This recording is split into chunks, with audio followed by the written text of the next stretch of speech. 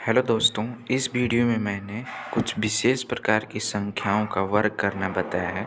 बहुत ही simple tricks के द्वारा और बहुत ही सरल लॉजिक के द्वारा। और इसके अगले वीडियो में मैं एक मास्टर ट्रिक बताऊंगा जिसके द्वारा हम लोग किसी भी संख्या का वर्ग निकाल सकते हैं और बहुत ही सरल और आसान तरीके से। तो पहले हम लोग उन संख्याओं को जान लेते हैं कि वो कौन कौन सी संख्याएं हैं जिनका हम लोग वर्ग आसानी से निकाल सकते हैं। तो पहले तो आप लोग जानते होंगे जिसके अंत में 0 यानी 10 वाली संख्याएं, जैसे कि 10 दिया हो इसका वर्ग, 100 दिया हो इसका वर्ग, 1000 दिया हो इसका वर्ग। कहने का मतलब एक पे यदि 0 0 दिए हो, कितने भी 0, तो उसका वर्ग निकालना आसान होता है। कैसे? देखो, यदि जैसे 10 का वर्ग निकालना है तो हम लोग पहले 1 लिख लेंगे। ठीक, 1 लिख लिए। अब देखेंगे इसमें कितने 0 हैं, तो इसमें तो 1 0 है और हमें करना क्या है? वर्ग निकालना है। तो क्या करेंगे? जितना 0 रहेगा उसका दुगना कर देंगे। क्या क्या? जितना 0 रहेगा एक पे उसका दुगना 0 करके हम लोग 1 के बाद में लिख देंगे।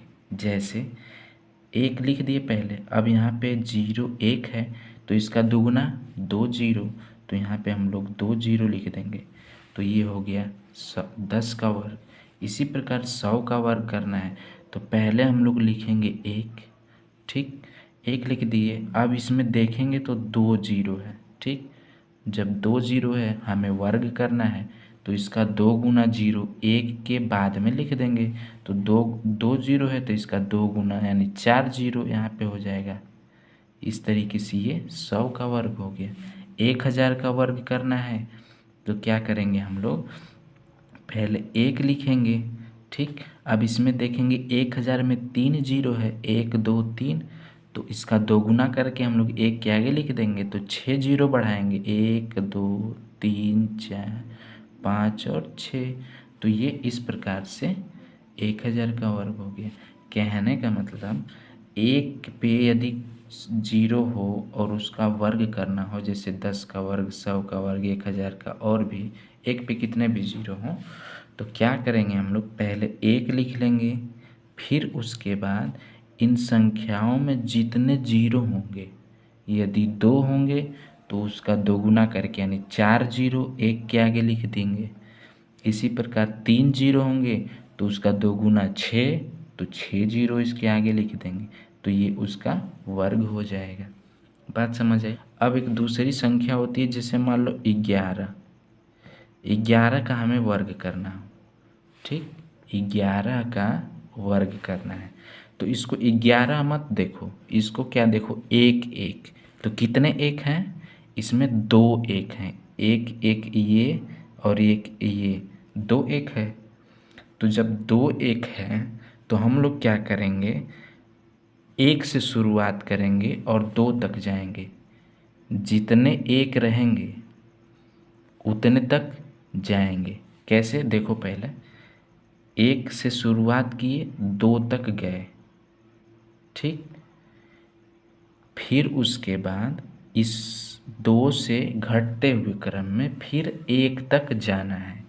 तो यहाँ से 1 पे आ गए, 2 से फिर 1, तो यहीं पे रुक जाएंगे। तो ये हो गया 11 का वर्ग। इसी प्रकार जैसे मान लो दे दे इसमें 3 1 हो, इसका वर्ग करना हो हमें, कितना 1 है? 3। तो हम लोग क्या करेंगे?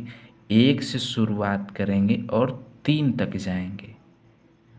1 2 3, फिर घटते हुए क्रम में 1 तक जाएंगे।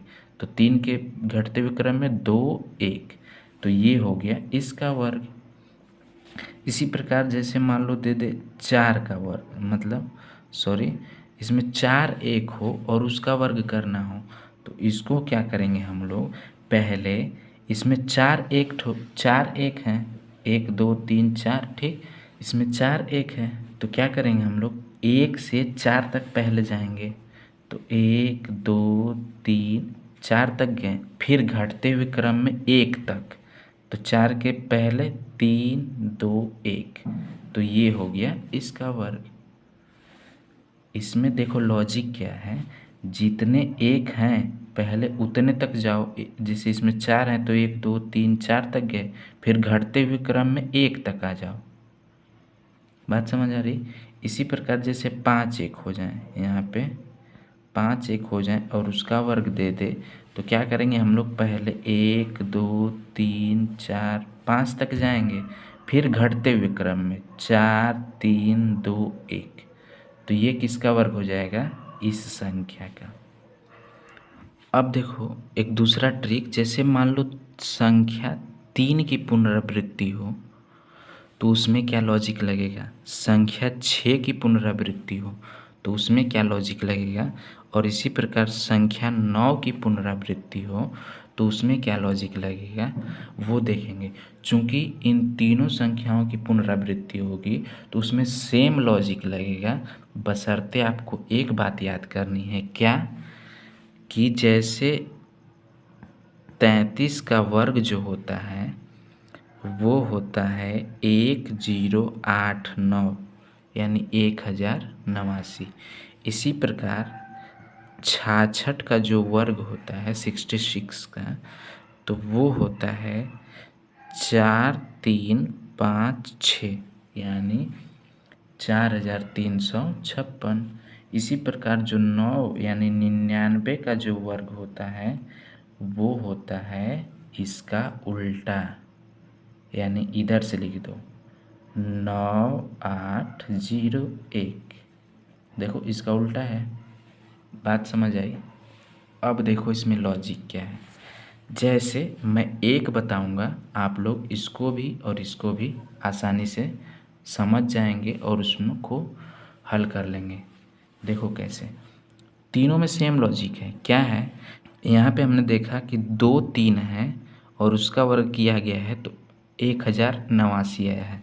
यदि यहीं पे 3 ठो 3 हो और उसका वर्ग करना हो तो क्या करोगे, ये होगा कैसे, जो पहली वाली संख्या होगी वो और जो तीसरी वाली संख्या होगी वो, पहली वाली संख्या और तीसरी वाली संख्या, ठीक, पहली दूसरी तीसरी चौथी, ठीक। तो पहली वाली संख्या क्या है 1 और तीसरी वाली संख्या 8, इस पे गौर करेंगे, ठीक। किस पे, पहली वाली संख्या पे और तीसरी वाली संख्या पे।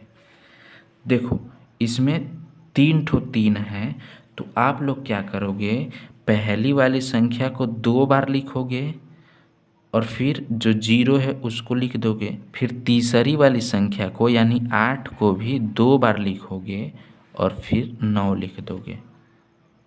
अभी बात समझ नहीं आई? एक अगला और देखो, जैसे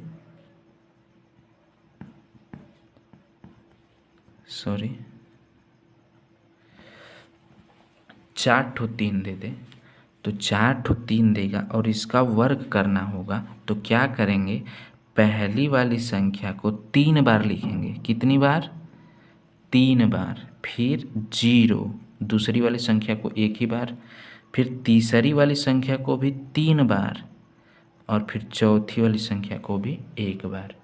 तो ये इस संख्या का वर्ग हो गया।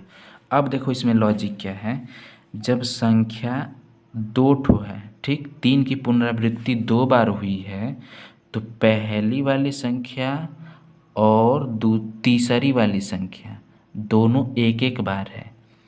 जब 3 की पुनरावृत्ति 3 बार हुई है, कितनी बार, 3 बार, तो पहली वाली संख्या 2 बार लिखी गई है और तीसरी वाली भी संख्या 2 बार लिखी गई है, यहाँ पे देख सकते हैं। और इसी प्रकार जब 3 की पुनरावृत्ति 4 बार हो, कितनी बार, 1 2 3 4 बार, तो पहली वाली संख्या कितनी बार लिखी गई है, 3 बार, एक बार कम करके देखो, 4 बार है तो 3 बार, 3 बार है तो 2 बार, 2 बार है तो 1 बार। बात समझ आ रही?